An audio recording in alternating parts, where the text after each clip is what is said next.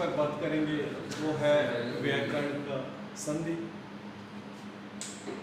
संधि शब्द से ही स्पष्ट हो जाता है, संधि का अर्थ है मेल या मेल। तो संधि कैसे बनती है हिंदी व्याकरण में? सबसे पहले शब्द या शब्दांश आ जाता है, उसके बाद पहले का हम अंतिम वर्ण देखते हैं और दूसरे का हम पहला वर्ण देखते हैं। जब पहले का अंतिम वर्ण और दूसरे का पहला वर्ण मिलते हैं तो उससे विकार या परिवर्तन होता है, और उस विकार या परिवर्तन होने से जो शब्द बनता है वही संधि। तो अभी में आपने देखा होगा, मैंने यहाँ लिखा है शब्द या शब्दांश हिम जम आंचल। तो पहले का अंतिम वर्ण हुआ अ, क्योंकि मोह में अ लगा हुआ है। यहाँ पर आप देखेंगे, आप बोलेंगे ये तो मोह है, जबकि ये इस तरह से कहते हैं मोह में हलांत है और अ यहाँ पर लगा रहता है इसमें। तो हिम जम आंचल ओ, यहाँ पर ये पहला जो है ओ है, अ दोनों मिलकर आ हो जाते हैं। तो क्या इसका विकार से जो शब्द बनेगा वो बनेगा हिमाचल। आप इसमें देखेंगे आप गिरी जमा ईस, तो इसमें ई और ई, पहले के अंतिम वर्ण जो है ई है और दूसरे का पहला है ई, तो ये दोनों मिलकर ई हो जाते हैं। तो गिरी जमा ईस हो जाएगा गिरीश। इसी ढंग से रवि जमा इंदर, ये भी रविंद्र बन जाएगा। अभी अगला आ जाता है हमारे पास व्यंजन संधि का उदाहरण, जगत जमा नाथ, पहले का त और दूसरे का जो पूर्व है वो न है, तो ये हो जाते हैं न। आधा न और पूरा न बन जाएंगे तो बन जाएगा जगन्नाथ।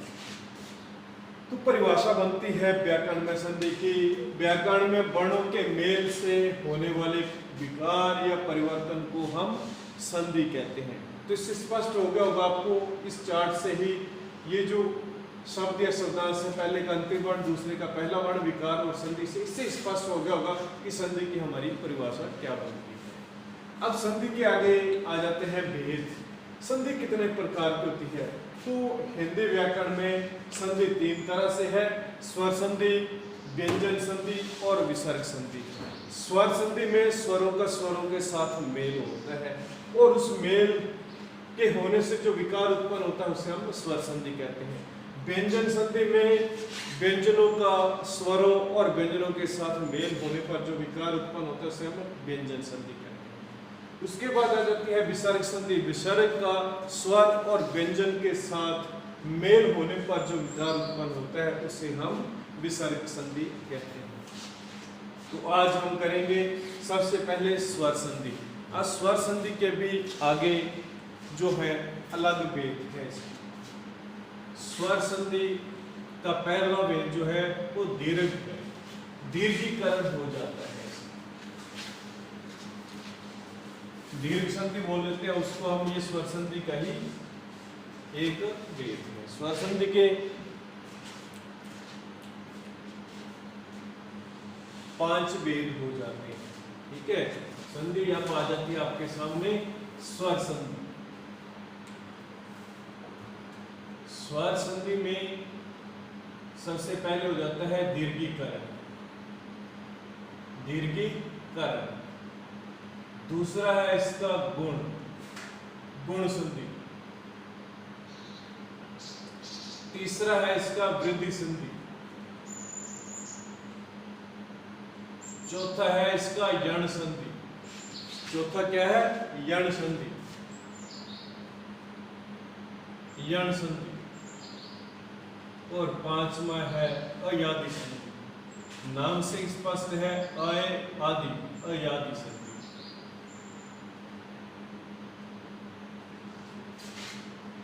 तो सबसे पहले हम कर लेते हैं इसका दीर्घ संधि, दीर्घीकरण कैसे हो जाता है। स्वर संधि के आपने 5 भेद देख लिए, तो सबसे पहले हम करेंगे दीर्घीकरण या दीर्घ संधि। दीर्घ संधि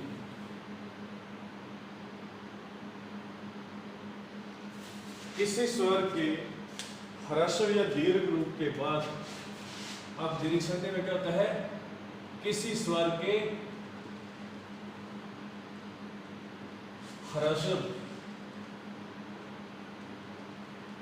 या दीर्घ रूप के बाद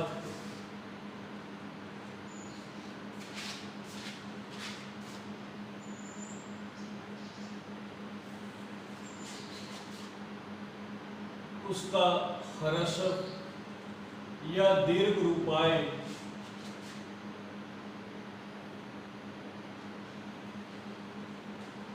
तो दोनों मिलकर दीर्घ हो जाते हैं। तो दोनों मिलकर क्या हो जाते हैं? दीर्घ हो जाते हैं।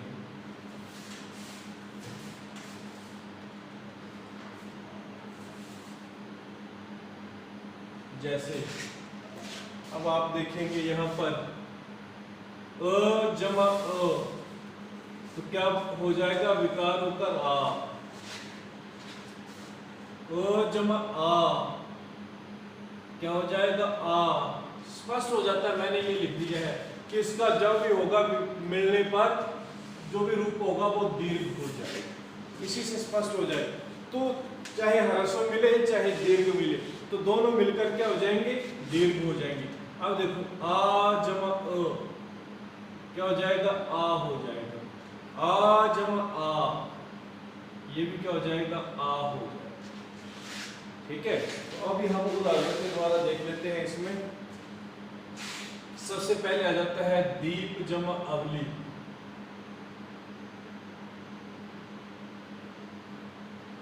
ये देखो, ये जो ओ है इसमें अ लगा रहता है, ये हलांत रहता है और ये अ। जब भी ऐसा आता है कोई भी वर्ण तो उसमें अ लगा रहता है। दीप अ जमा अ, दीप जमा अवली क्या हो जाएगा? दीर्घ रूप हो जाएगा। तो ये दीपावली बन जाएगा। हो गया दीपावली।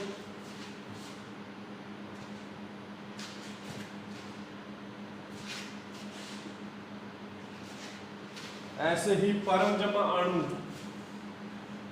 परम जमा अणु क्या हो जाएगा?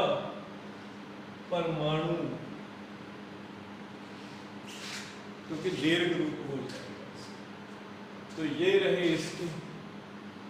अब आ गया अ जमा आ। ओ जमा आ इसमें क्या हो जाएगा? उदाहरण इसके अ जमा आ के हमारे पास शिव जमा आले, शिव जमा आले क्या हो जाएगा? शिवालय।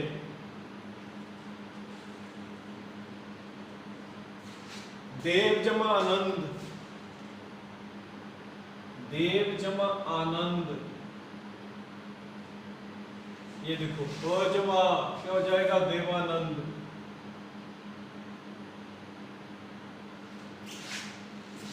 उसके बाद अगला आ जाता है हमारा आ जमा अ। ये भी आ बन जाता है। विद्या जमा अर्थी क्या हो जाएगा? विद्या जमा अर्थी। अर्थ होता है ग्रहण करने वाला, तो विद्यार्थी जो विद्या को ग्रहण करता है, विद्यार्थी।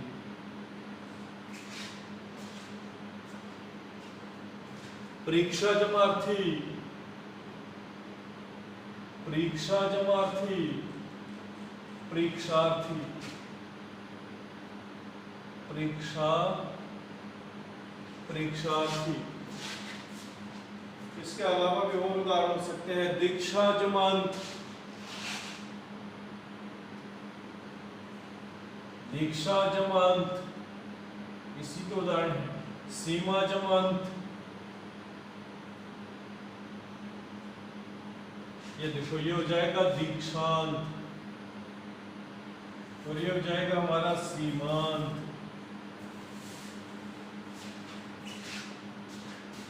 अब आ जाता है हमारा आ जमा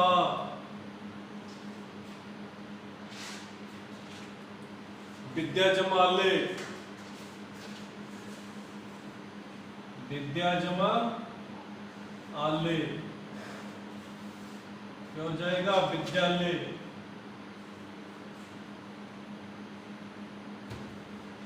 विद्या जमा ले, विद्यालय। इसी तरह से करुणा जमा आकर, करुणा जमा आकर, करुणाकर, करुणाकर। ठीक है, ये तो थे अ आ के ह्रस्व और दीर्घ रूप। इसके बाद ई के ह्रस्व और दीर्घ रूप आ जाएंगे, तो वो भी मिलकर दीर्घ होगा। उसके बाद ऊ के आएंगे, तो वो भी दीर्घ हो जाएंगे। ई जमा ई, ई जमा ई, ई जमा ई, ई जमा ई, ये दीर्घ हो गया।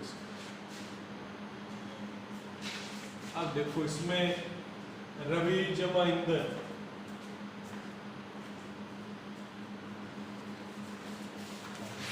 रवि जमा इंद्र क्या हो जाएगा? रविंदर। मुनि जमा इंदर, मुनिंदर।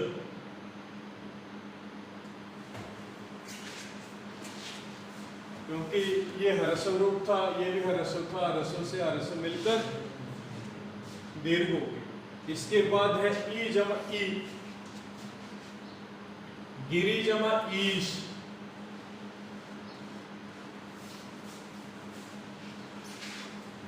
गिरी जमा ईश क्या हो जाएगा? गिरीश।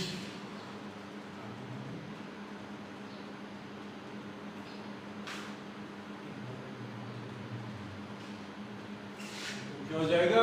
गिरीश। कपि जमा ईश्वर, कपीश्वर, कपि जमा ईश्वर, ये बन जाएगा कपीश्वर।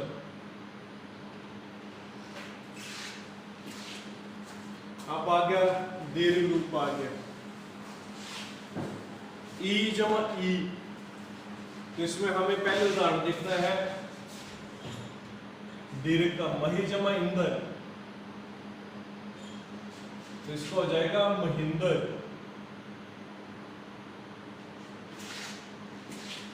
ई जमा ई आ रहा है, मही जमा इंदर, महिंदर। इसी ढंग से हमारे पास हो जाता है इसका ई के और उदाहरण लें तो नारी जमा इंदर,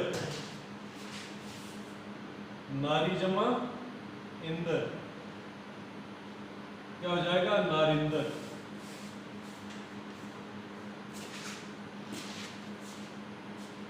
तो इस ढंग से ये आ गया हमारे पास इसके उदाहरण। उसके बाद है दीर्घ रूप है ई जमा ई, तो हमारे पास इसका उदाहरण बनता है नदी जमा ईश, नदी जमा ईश क्या हो जाएगा? नदीश।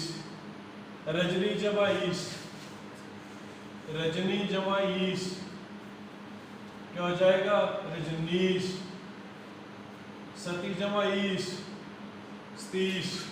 ये जो है इसके उदाहरण है ई के। इसके बाद हम आ जाते हैं उ के ऊपर।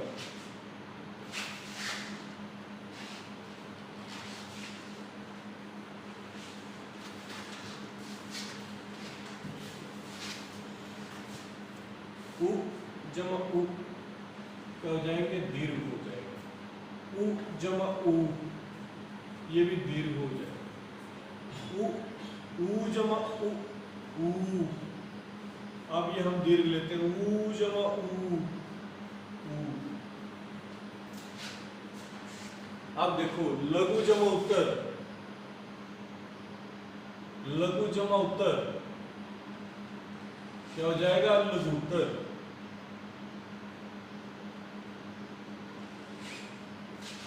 लघु जमा उत्तर सु जमा उक्ति, ये देखो सु जमा उक्ति क्या हो जाएगा? इसका सूक्ति। दीर्घ हो जाएगा ना ये, ऊ जो है दीर्घ हो जाएगा। सु जमा उक्ति सूक्ति। उसके बाद आ गया हमारा उ जमा ऊ का, लघु जमा ऊर्मी, लघु जमा ऊर्मी क्या हो जाएगा? लघु ऊर्मी।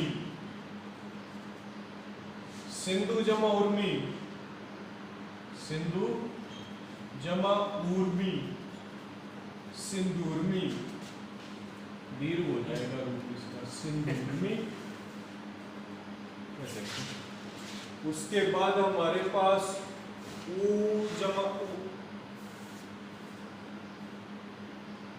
ऊ दीर्घ है ये, तो दीर्घ के बाद हमें बधु जमा उत्सव, बधु जमा उत्सव,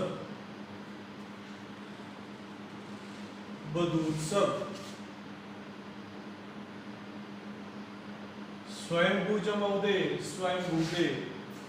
अब आ गया अंतिम ऊ जमा ऊ, भू जमा ऊर्जा, ऊर्जा। भू जमा ऊर्ध्व,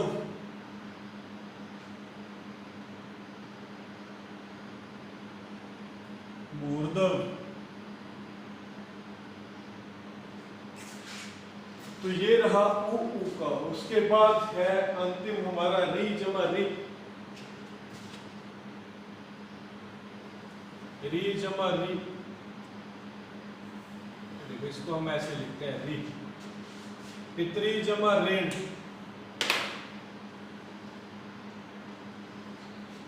तो इसका बन जाता है हमारा पितृण। मातृ जमा ऋण, मातृण। तो ये रहा हमारा दीर्घ संधि का उदाहरण। दीर्घ संधि के बाद दूसरी संधि आती है हमारी गुण संधि। तो आज ये दीर्घ संधि ही आपको करवाएंगे, कल हम करेंगे इसका अगला रूप गुण संधि और वृद्धि संधि।